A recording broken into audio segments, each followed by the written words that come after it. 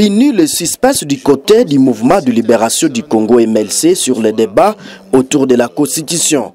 Jean-Pierre Bemba s'est fait prononcer sur la question. Éviter le mercredi 4 décembre de la radio Top Congo, la lieu de Félix Tshisekedi dans l'Union sacrée de la nation est à lieu et peu de la ligne dressée par l'Union pour la démocratie et le progrès social, UDPS.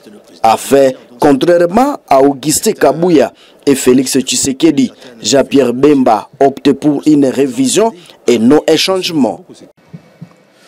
Je pense que certaines personnes, que ce soit au niveau, comme je le disais, des politiciens en costume et les politiciens en robe, lorsque j'entends, je veux dire, les discours, ce sont des discours pour moi qui sont incendiaires et qui sont simplement des discours haineux.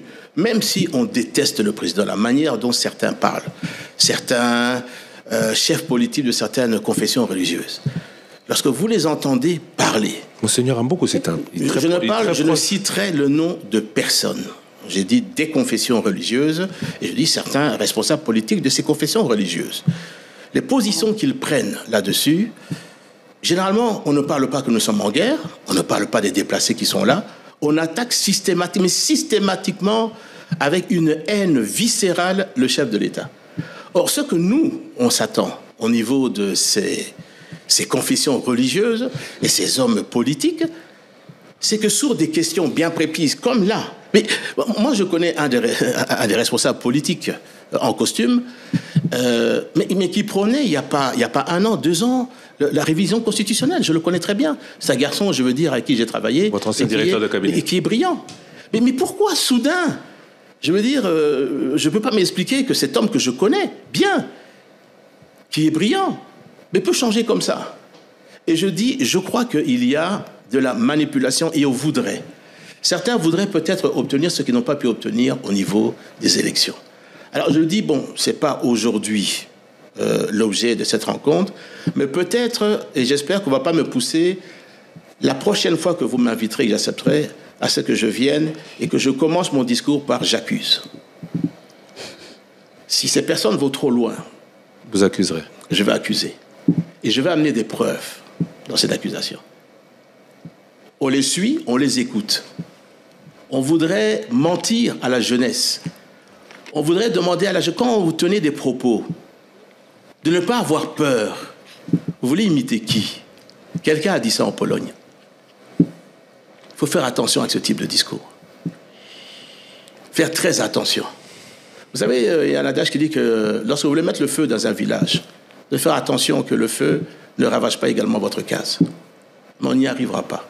Alors je le dis, si ce type de discours haineux vis-à-vis du régime, parce qu'on ne voit pas le peu de bien qu'on pense qu'il fait, on veut systématiquement noircir. Le président a donné la possibilité à 47 diocèses d'avoir $1 million chacun, chaque diocèse, pour des œuvres caritatives, pour le développement. Qui a fait ça? Oui, j'ai suivi le discours puisque j'étais à Isiro lors de la cérémonie pour Anuarit. L'archevêque de Lubumbashi, qui a remercié le président, quand même, pour une fois, là-dessus. Mais c'est systématiquement les discours pour pouvoir soulever la jeunesse, soulever la population. Alors je dis très bien, ce pays appartient à tout le monde. Ce qu'on attend, nous, des hommes d'église, c'est qu'ils rassemblent, qu'ils parlent de paix, d'unité. Nous sommes en guerre, on est attaqué, notre pays est attaqué. Le pays, il y a des déplacés, plus de 2 millions de déplacés internes. Au lieu de pouvoir nous rassembler, mais devant la personne qui représente l'unité de ce pays, qu'on l'aime ou qu'on ne l'aime pas, mais le pays est attaqué. Non, on verse encore des discours incendiaires à l'intérieur de ce pays. Pourquoi? Quel est l'objectif? Je la connais. Et je vous dis que la prochaine fois, je viendrai, la première chose que je vous dirai, j'accuse. Et je vous dirai pourquoi et comment. Merci beaucoup, M. Jean-Pierre Bemba. Merci Sandra Nyangui. Merci RTNC. Merci Willy Kalenga de Géopolis. Merci à vous, Monsieur le Président du MLC, vice-président de la République. J'ai une toute dernière question. Oui. On parle de révision de constitution, de changement de constitution. Et si, au bout, la crainte des autres s'avérait vraie et que, chemin faisant, la conclusion serait que Félix Tshisekedi pourrait effectuer un 3e mandat, vous diriez oui ou vous diriez non? Mais vous savez, avant que je vous dise ce que je vous ai dit ici, moi je parle avec le président. Et nous parlons de toutes ces questions. Le président a été très clair à Eziro, a été très clair à Lubumbashi, là-dessus. Et le fond de sa pensée, ce que vous avez entendu, c'est vraiment ce qu'il pense. C'est pas quelqu'un qui veut s'accrocher au pouvoir, tel que certains voudraient manipuler la population là-dessus. Ce n'est pas quelqu'un qui veut s'accrocher au pouvoir. Donc, faisons confiance. Cette commission, il y aura tout le monde. L'opposition va jouer son rôle. Le pouvoir va jouer son rôle. Mais, je vous dis, il est interdit d'interdire. Ceux qui pensent qu'ils peuvent interdire, il est interdit d'interdire. On ne va pas interdire cette commission de fonctionner. On va aller de l'avant.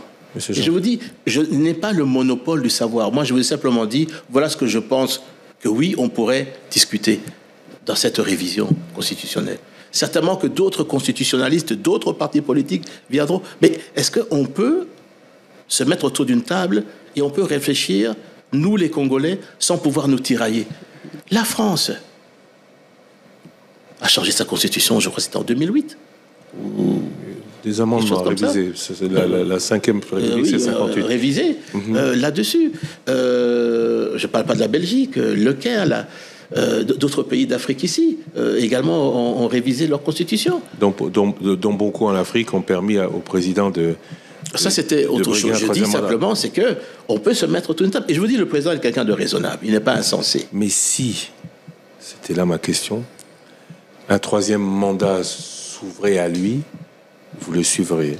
Mais je me demande, et je vous demande, moi j'ai entendu ce que le président a dit, encore à Iziro.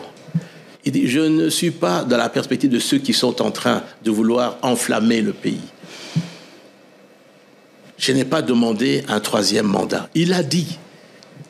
Il a dit, pas simplement en privé, il a dit en public. Il a dit, mettons en place une commission qui va discuter de ces questions-là. De quoi a-t-on peur?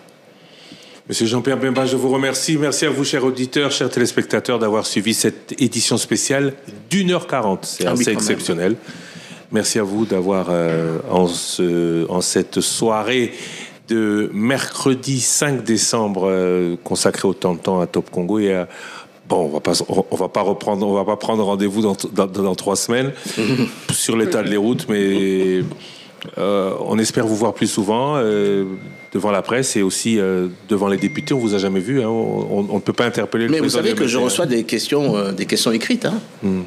Encore, j'ai répondu, c'était aujourd'hui matin, une longue question écrite. Question au Parlement, en direct, devant les députés, vous irez, vous répondrez. Mais je dis que je préfère privilégier les questions écrites. Si je suis pas, si c'est pas lisible... Vous imposez votre règle? Non, je n'impose pas, mais je dis là-dessus que s'il y a des questions écrites, je réponds aux questions écrites. Et s'il y a des questions orales, Et je pense qu'il faudrait quand même qu'on puisse arriver à avoir un certain respect également, et pas traiter certains comme ils sont traités. Je sais de quoi je parle. Jean-Pierre Bemba Gombo a toutefois défendu Félix Tshisekedi face aux attaques qu'il subit depuis qu'il a étalé son intention d'offrir au pays une nouvelle constitution.